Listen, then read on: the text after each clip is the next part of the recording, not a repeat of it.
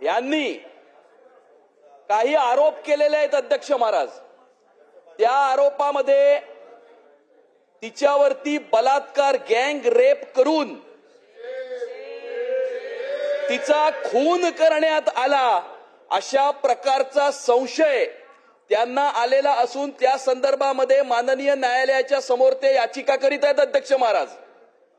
त्यांनी असं सुद्धा म्हटलंय अध्यक्ष महाराज की त्यावेळेला जे सरकार होतं महाविकास आघाडीच्या सरकारने त्यावेळेला हे प्रकरण दाबण्याचा प्रयत्न केला अध्यक्ष महाराज। त्यांनी असाही आरोप केलेला आहे की त्यावेळेला मुंबई शहराच्या ज्या महापौर होत्या त्या त्यांना भेटल्याच्या नंतर त्यांची दिशाभूल करण्यात आली, त्यांना समाज माध्यमांसमोर किंवा इतर माध्यमांसमोर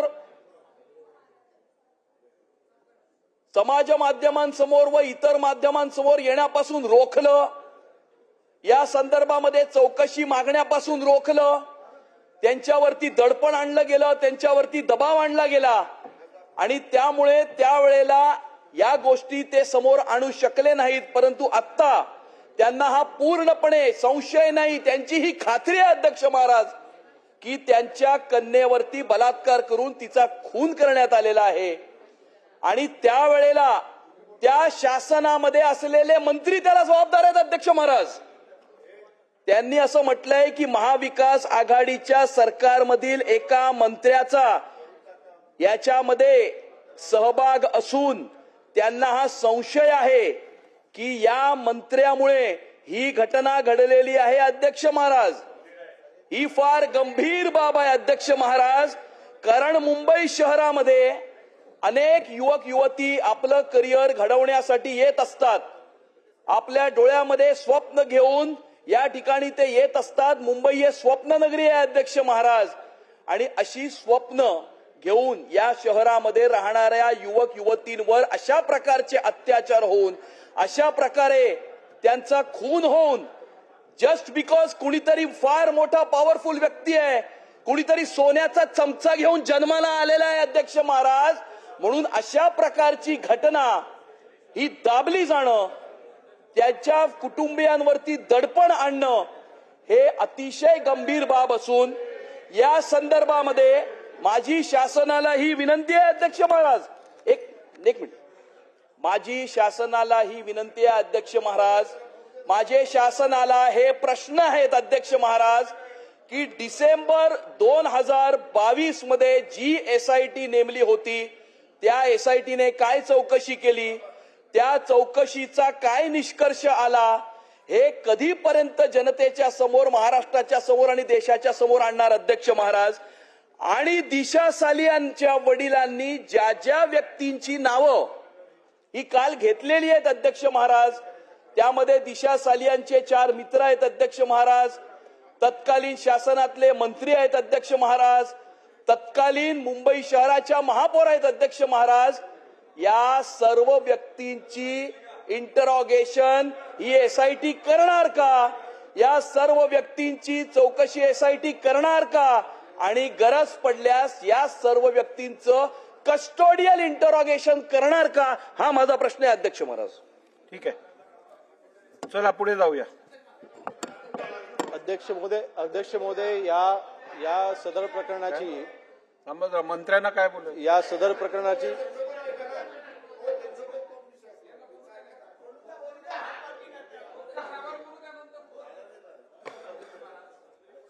सन्माननीय सदस्य साटम साहेबांनी जो विषय या ठिकाणी मांडला अध्यक्ष महाराज, गेले अनेक दिवसापासून या प्रश्नाच्या विषयी संपूर्ण वातावरण मागं पुढे फिरतं अध्यक्ष महोदय। एकदा या विषयाचा निकाल लागणं अत्यंत गरजेचं अध्यक्ष महाराज।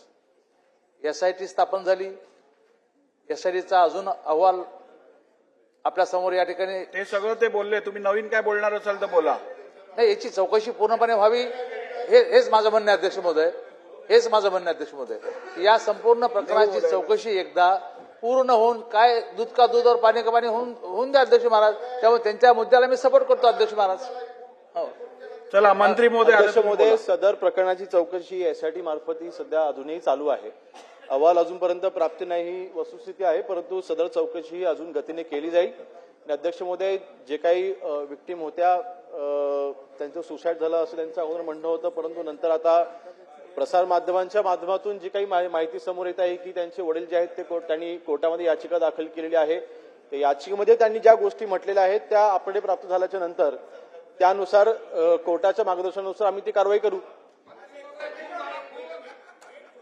त्यामुळे एकच छोटा विषय मंत्री महोदयांना फक्त आठवण करून देतो. अध्यक्ष, सुप्रीम कोर्टचा अध्यक्ष महोदय याच्यामध्ये जजमेंट आहे की अशा पद्धतीच्या बलात्काराचा आरोप जेव्हा होतो तेव्हा संबंधित जे काय ज्यांच्यावर आरोप होतो त्याला तात्काळ अटक करायला लागते मंत्री महोदय, आणि त्याची चौकशी करायला. काल अध्यक्ष महोदय दिशा साल्यांच्या वडिलांनी सतीश साल्यांनी जे काय आरोप केलेले आहेत, माझं म्हणणं आहे की अन्य लोकांना एक कायदा लागतो ना अध्यक्ष महोदय, करावा ना अध्यक्ष महोदय, एवढीच विनंती आहे, करा तुम्ही.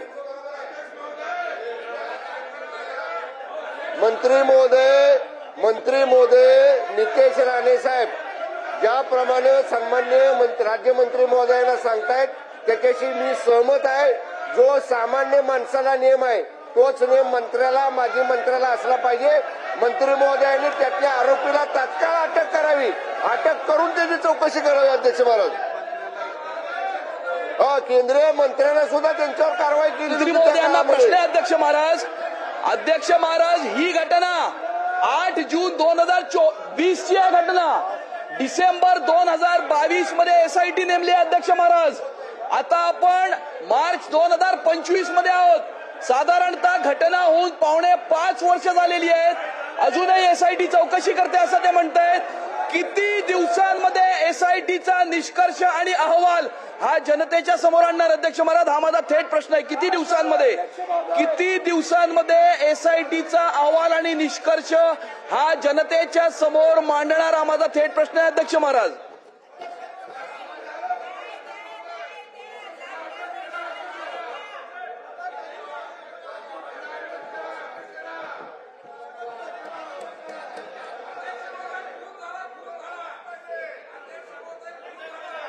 चला लक्षवेधी.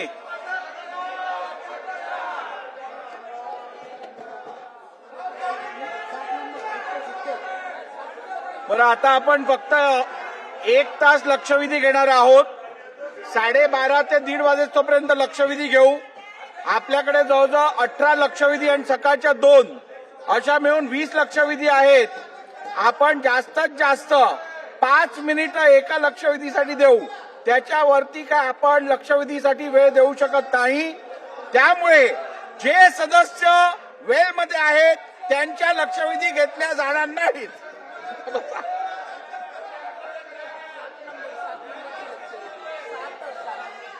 लक्षवेधी क्रमांक 7 स्पेशल सिटिंग मधली 7.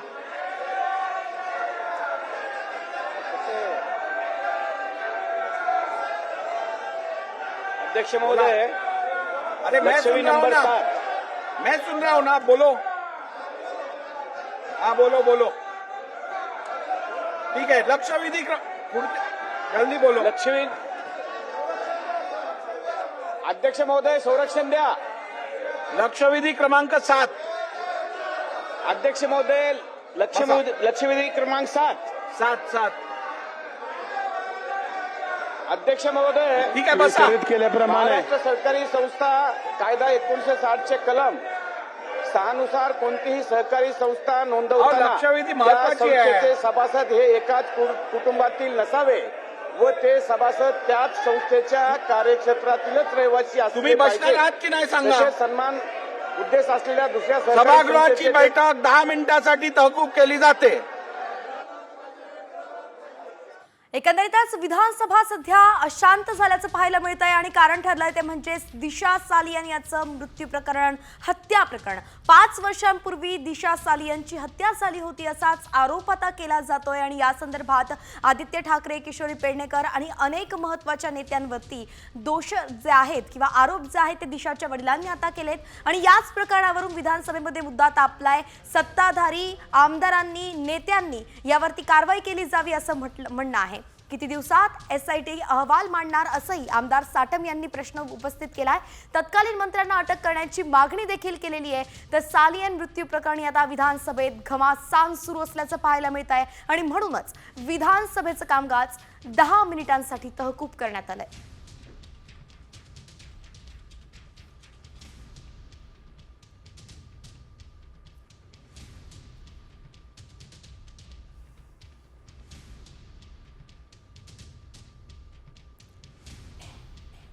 तर एकीकडे दिशा सालियनच्या हत्या प्रकरणाचा मुद्दा जो आहे तो विधानसभेत गाजताना दिसतोय. दुसरीकडे शिंदे सेनेचे माजी खासदार राहुल शेवाळेंनी सुद्धा 3 वर्षांपूर्वी संसदेत दिशा सालियन मृत्यू प्रकरणाचा प्रश्न उपस्थित केला होता.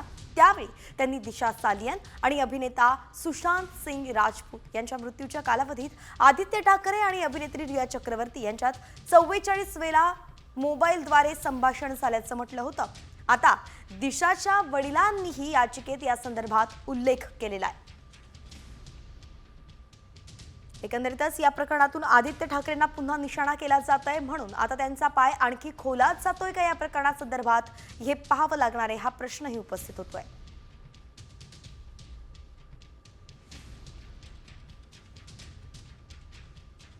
तर दिशा सालियनच्या अंत्यविधी दरम्यानचे फोटो आता 5 वर्षांनंतर समोर आलेत. हो, तब्बल 5 वर्षांनंतर आता अंत्यविधीचे फोटो समोर आलेत. चेहऱ्यावरती एकही जखम नसल्यानं आश्चर्यही व्यक्त केलं जात आहे. दिशाचा मृत्यू आत्महत्या करून नव्हे तर तिची सामूहिक बलात्कार करून हत्या केल्याचा आरोपच आता 5 वर्षांनी तिचे वडील सतीश आलिया यांनी केलेला आहे. आता हे जे सांगतात त्यानुसार यांचं म्हणणं योग्य याच्यासाठी आहे की ते स्वतः या प्रकरणाचे साक्षीदार आहेत काही गोष्टींचे, आणि त्यांच्याकडे पुरावे पण आहेत, काही फोटोग्राफ्स आहे, व्हिडिओ आहेत, आय विटनेसेस आहे. म्हणून त्यांनी माझ्याशी संपर्क केला. डेड बॉडी त्यांना परत देण्यात आली अंतिम संस्कारासाठी. तेव्हा त्यांना लक्षात आलं की याची स्टोरी सगळी खोटी आहे. त्याचे सगळे फोटो, व्हिडिओ, आय विटनेस सगळं आहे आमच्याकडे. बॉडीवर हाड तुटल्याचा, डोकं फुटल्याचा, चेहऱ्यावरचा रक्त काही मार्क नाही आहे. त्याच्यात तो डॉक्टर पण अरेस्ट होणार आहे. तर हे असे याची म्हणजे प्रथम दर्शनीच एक त्यांचा दुष्ट हेतू दिसतो.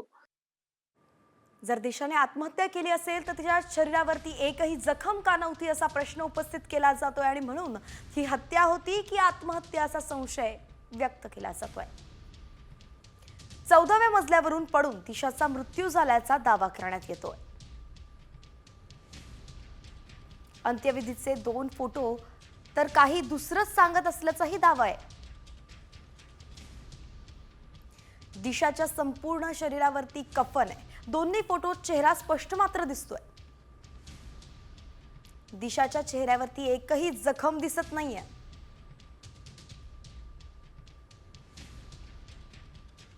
दिशाच्या चेहऱ्याला साधं खरचटलेलं सुद्धा दिसत नाहीये.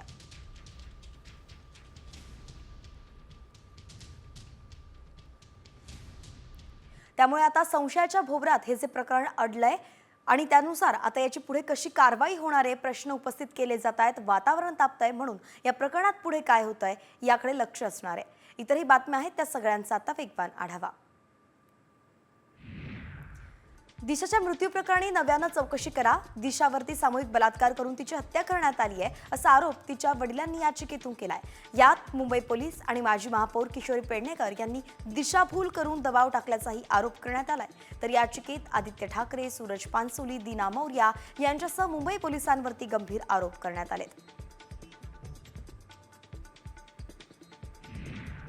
मुंबई हायकोर्टात दाखल करण्यात आलेल्या याचिकेमध्ये दिशाच्या वडिलांनी ठाकरे गटाचे नेते आदित्य ठाकरे आणि किशोरी पेडणेकर यांच्यावरती गंभीर आरोप केलेत. माजी महापौर किशोरी पेडणेकर यांनी दिशाभूल करून दबाव टाकल्याचा आरोप करण्यात आलाय.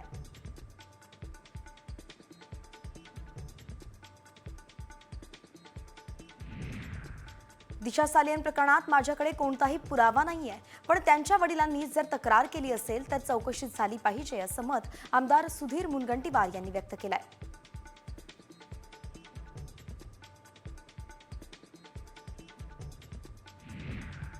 औरंगजेब प्रकरणातून मुक्तता मिळवण्यासाठी दिशा सालियन फाईल्स बाहेर काढण्यात आल्याचा आरोपच संजय राऊतांनी केलाय. ठाकरे गटाला बदनाम करण्याच्या प्रयत्नामागे कोण आहे हे माहीत असल्याचा दावाही राऊतांनी केलाय.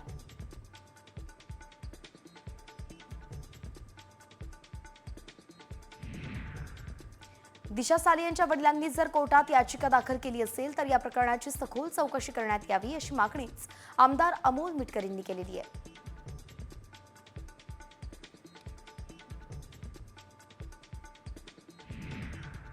यंदाच्या अधिवेशनातच विरोधी पक्षनेता जाहीर होणार असल्याची माहिती मिळतेय.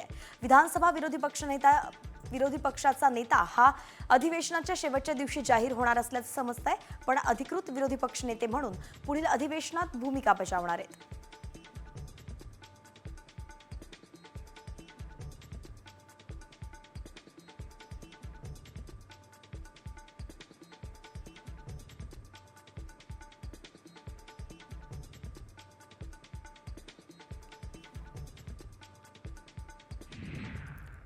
नागपूर दंगली संदर्भात एक मोठी अपडेट समोर येते.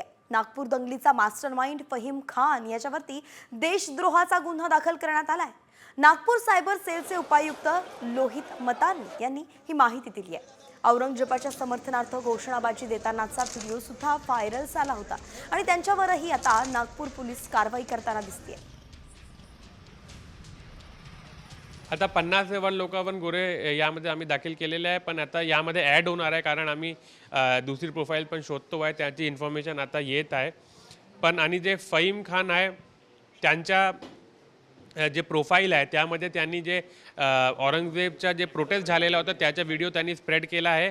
दुसरा जे त्यांनी व्हायलन्स झाला ते व्हायलन्सचा व्हिडिओ पण त्यांनी ग्लोरिफाय करून स्प्रेड केलेला आहे. सर 152 मध्ये 7 जणांवर गुन्हे दाखल झाले, त्यामध्ये फहीम खान मुख्य आरोपी आहे की मास्टरमाइंड त्यामध्ये आतापर्यंत आहे, पण यामध्ये आम्ही शोधतो आणि मुख्य आरोपी कोण आहे त्याची आम्ही माहिती घेतो. आणि यानंतर पुन्हा टॉप 50 वर वळतोय. उर्वरित बातम्यांचा वेगवान आढावा घेऊया. नागपूर दंगल प्रकरणी गणेशपेठ, कोतवाली आणि तहसील या तिन्ही पोलीस स्टेशन मिळून 1250 संशयित आरोपींविरुद्ध 6 गुन्हे दाखल झालेले, तर 200 जणांची ओळख पटवण्यात पोलिसांना यश आलंय. सीसीटीव्ही फुटेज, समाज माध्यमांवरील पोस्ट, मोबाईलमध्ये शूट झालेले व्हिडिओ याच्या माध्यमातून ओळख पटवली जाते.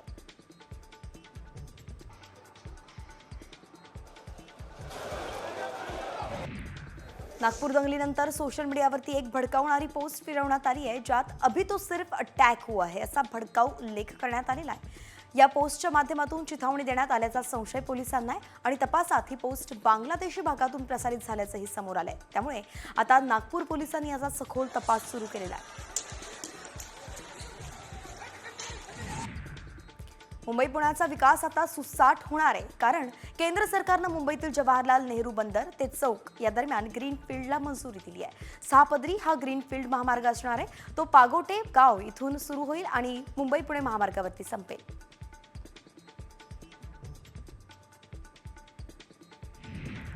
पुणे महापालिकेमध्ये नव्यानं समाविष्ट झालेल्या 32 गावांसाठी पुढील आठवड्यात बैठक होणार आहे. शहरातील आमदार आणि वरिष्ठ अधिकाऱ्यांची बैठक होणार आहे. 32 गावांचा कोट्यवधींचा कर महापालिकेला मिळतोय, मात्र रस्ते, शुद्ध पाणी पुरवठा आणि ड्रेनेज नसल्याचा आरोप केला जातोय.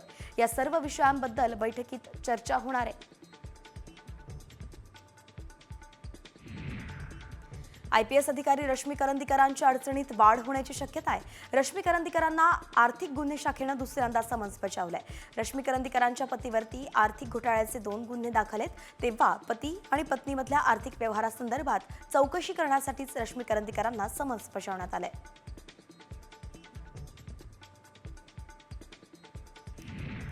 मंत्रालयातील अधिकाऱ्यांच्या दिमतीला महापालिकेची वाहनं असल्याची धक्कादायक माहिती साम सकाळच्या हाती लागली आहे. मंत्रालयातल्या नगर विकास विभाग आणि इतर विभागांतील अधिकाऱ्यांना MMR परिसरातील महापालिका वाहनं पुरवित असल्याची माहिती आहे.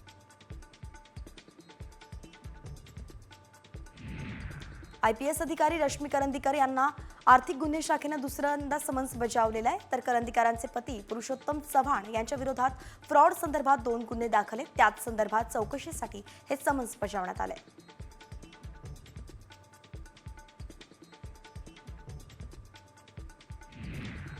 बदलापूर लैंगिक अत्याचार प्रकरणातील आरोपी अक्षय शिंदेच्या मृत्यूबाबत ठाणे सत्र न्यायालयात सुरू असलेल्या संपूर्ण कार्यवाहीला सरकार आव्हान देणार आहे. राज्य सरकारनं बुधवारी मुंबई उच्च न्यायालयात तशी माहिती दिली आहे. दंडाधिकारी अहवालामध्ये 24 वर्षीय आरोपी अक्षय शिंदेच्या मृत्यूसाठी 5 पोलिसांना जबाबदार धरलं होतं.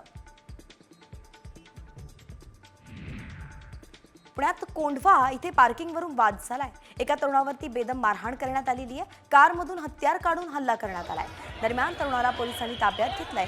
जखमी तरुणावरती उपचारही सुरू आहेत.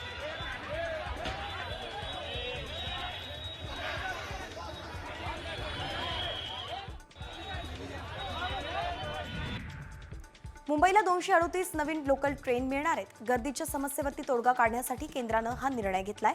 अश्विनी वैष्णव यांनी लोकसभा अधिवेशनात या संदर्भात अधिकृत घोषणाही केली आहे. या निर्णयामुळे आता प्रवाशांचा प्रवास अधिक सोयीस्कर होणार आहे.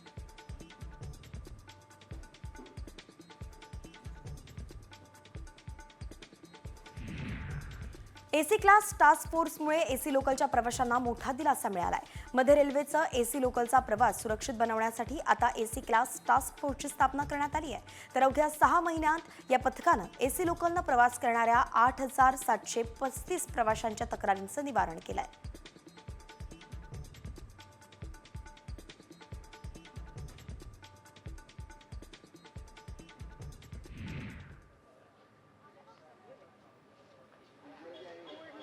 हे दृश्य सध्या आपण पाहतोय थेट मुंबईतील राजभवनासमोरची संपूर्ण दृश्य आहे. राजभवनातून आता विरोधी पक्षातील नेते बाहेर येताना दिसत आहेत. यात आदित्य ठाकरे आहेत, जितेंद्र आव्हाड आहेत आणि सोबत आपण पाहतोय की इतरही नेते या ठिकाणी आहेत. नाना पटोले देखील काँग्रेसचे उपस्थित असल्याचे दिसत आहेत. जयंत पाटील देखील आहेत. हे संपूर्ण महाविकास आघाडीचे नेते आत्ताच राजभवनातून बाहेर आलेत आणि थोड्याच वेळात ते पत्रकारांशी संवाद साधणार आहेत.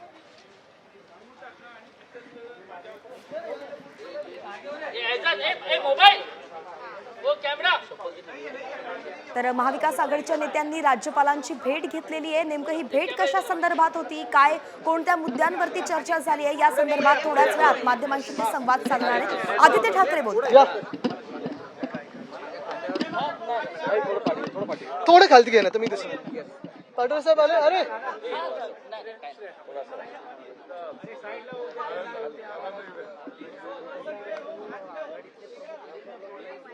सर, राज्यपालांची तुम्ही त्यांच्यावर बलात्काराचे आरोप आहे, त्यांना ताबडतोब अरेस्ट करा अशी मागणी सभागृहात. बघा, पहिली गोष्ट म्हणजे कामाची गोष्ट करूया आपण. आज आम्ही राज्यपाल महोदयांची भेट घेतली. काल आम्ही वेळ मागितली आणि लगेच आम्हाला भेट दिली. आम्ही त्यांचे आभार मानतो. 2-3 महत्वाचे विषय ह्याच अधिवेशनाबद्दल आणि हाऊसबद्दल आम्ही त्यांच्यासमोर मांडलेले आहेत.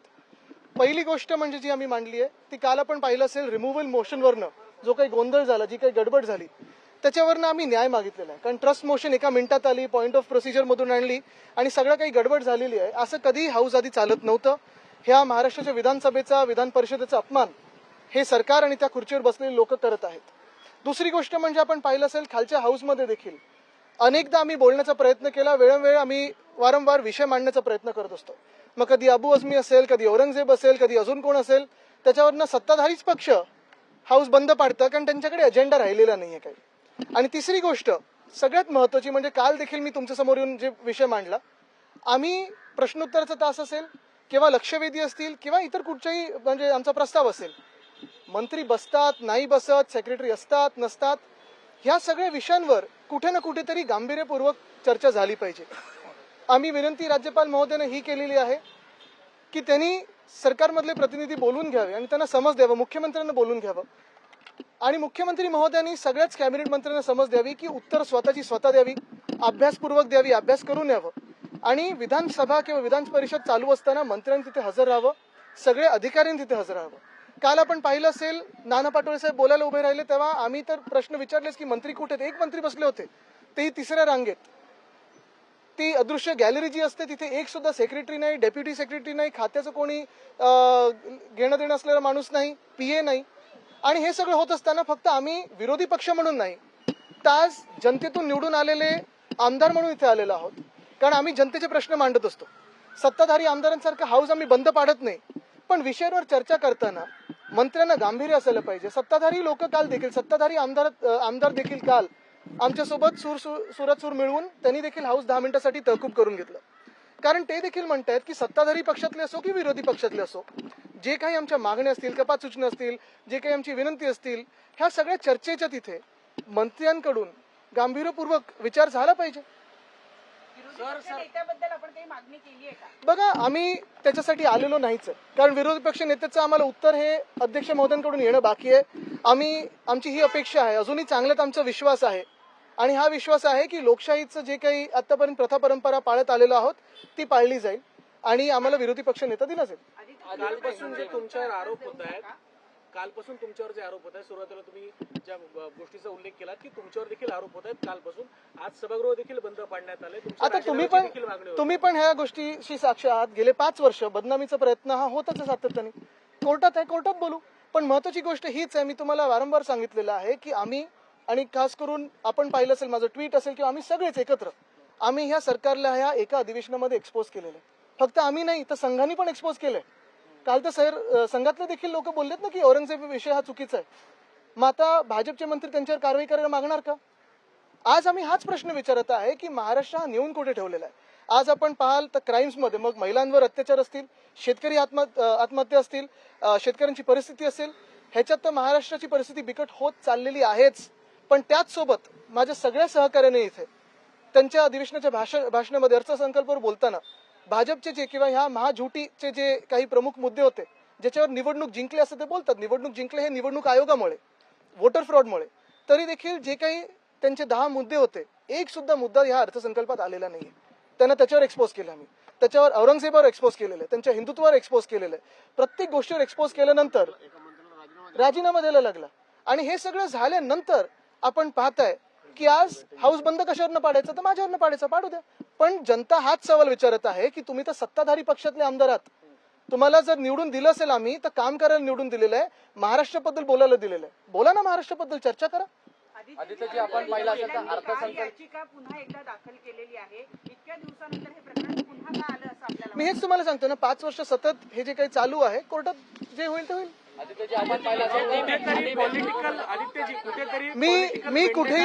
मी एकच सांगेन की परत एकदा मी तुम्हाला सांगतो, 5 वर्ष बदनामीचा प्रयत्न झालेला आहे, कोर्टात असेल तर कोर्टात उत्तर देऊ.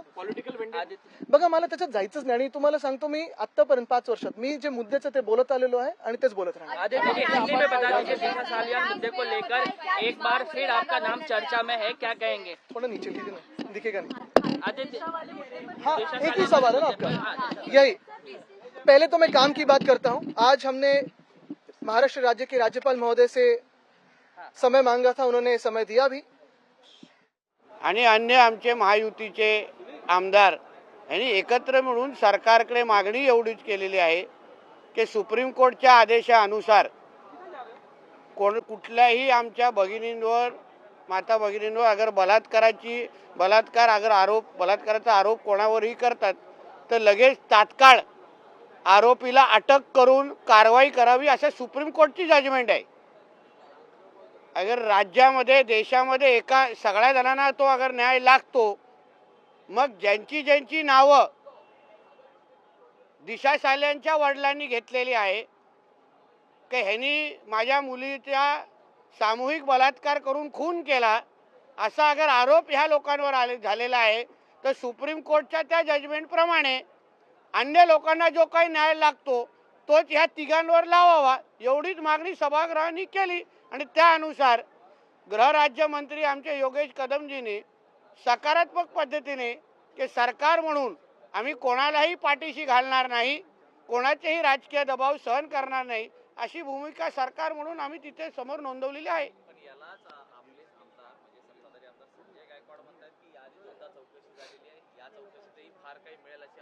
ठीक आहे, ते त्यांचं वैयक्तिक मत आहे. आपण प्रत्येकाला आपलं वैयक्तिक मत आहे, कोणाला किती ह्या केसची माहिती आहे हा संशोधनाचा विषय आहे, म्हणून त्यांना त्यांचं वैयक्तिक मत मांडण्याचा अधिकार आहे. एसआयटीने आपल्याला समन्स बजावलं होतं की काही पुरावे असतील तर आपण त्यांच्याकडे जाऊन सादर करावे किंवा माहिती द्यावी, पण आपण तिकडे गेले. बरोबर, तर तुम्हाला पुढचं मी काय पत्र लिहिलं त्याची माहिती आहे का? माहिती आहे तर द्या माझ्याकडे.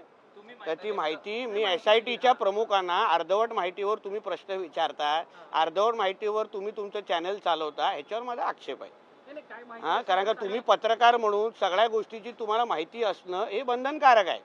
मुळामध्ये एसआयटीच्या प्रमुख म्हणून एसआयटीमध्ये चिमाजी आप्पा नावाचा एक अधिकारी होता, जो चिमाजी आढाव नावाचा अधिकारी होता, तो त्या केसमध्ये इन्व्हॉल्व होता. जेव्हा ती केस झाली आमच्याकडे माहिती आहे की तो त्या केसमध्ये त्यांनी सगळा कव्हरअप करण्यामध्ये मदत करत होता. तर मी एवढेच पत्र लिहिलेलं की बा तुम्ही मला इन्क्वायरीसाठी कोणासाठी समोर बोलवताय.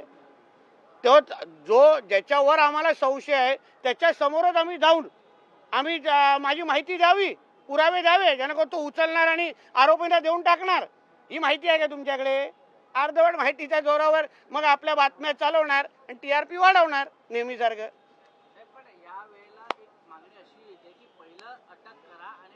कारण का सुप्रीम कोर्टचा तो जजमेंट आलेला आहे. म्हणून आपल्याला तरुण पत्रकार म्हणून आपल्याला मी विनंती करतो, थोडा आपला अभ्यास वाढवावा है ना. ते थोडं कायद्याचा अभ्यास आपणही करावा. आम्ही पण तरुण राजकारणी म्हणून जेव्हा आम्ही सभागृहात आलो तेव्हा आम्ही कायदे, नियम, आयोग सगळ्याचा अभ्यास केला, जेणेकरून सभागृहामध्ये किती बोलायचं, काय बोलायचं हे आम्हाला कळतं. प्रत्येकाने आपल्या आपल्या पद्धतीने थोडा कायद्याचा अभ्यास केला. आता ज्याचा उल्लेख मी सभागृहामध्ये केलं की बाबा जजमेंट आहे सुप्रीम कोर्टचं. कोणावरही अगर विनयभंगाचा किंवा बलात्काराचा आरोप झाला किंवा कोणावरही होईल तर पहिल्याच्या पहिल्या त्याला अटक करायला लागतं आणि त्याची चौकशी करायला लागते. अगर अन्य लोकांना तो न्याय लागतो तर मग ज्यांची 3 नावं काल दिलेली आहेत तिच्या वडिलांनी, दिशा साल्याने, मग त्यांना अटक करून चौकशी करावी असं सभागृहाने गृह खात्याच्या राज्यमंत्र्यांकडे मागणी केलेली आहे. त्यानुसार ते निर्णय घेतील. कायदा आहे, कायद्यानुसार तिथे आहे. तर त्याचा हा प्रश्न तुम्ही पायतर बाजून साठवून ठेवा. योगेश कदमजींना विचारा, तुमच्या जवळचे आहेत.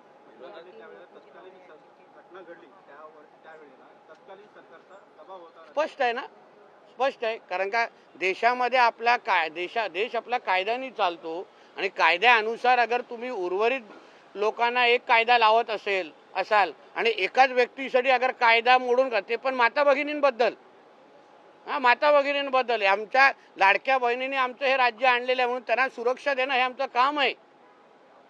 म्हणून असे जे काही चित्रपटामध्ये शक्ती कपूर जसे असतात ना, ते अगर इकडे तिकडे अगर फिरत असतील ना कलानगर आणि या परिसरामध्ये, त्यांना तात्काळ अटक करायला पाहिजे. माता भगिनींना सुरक्षित वाटलं पाहिजे.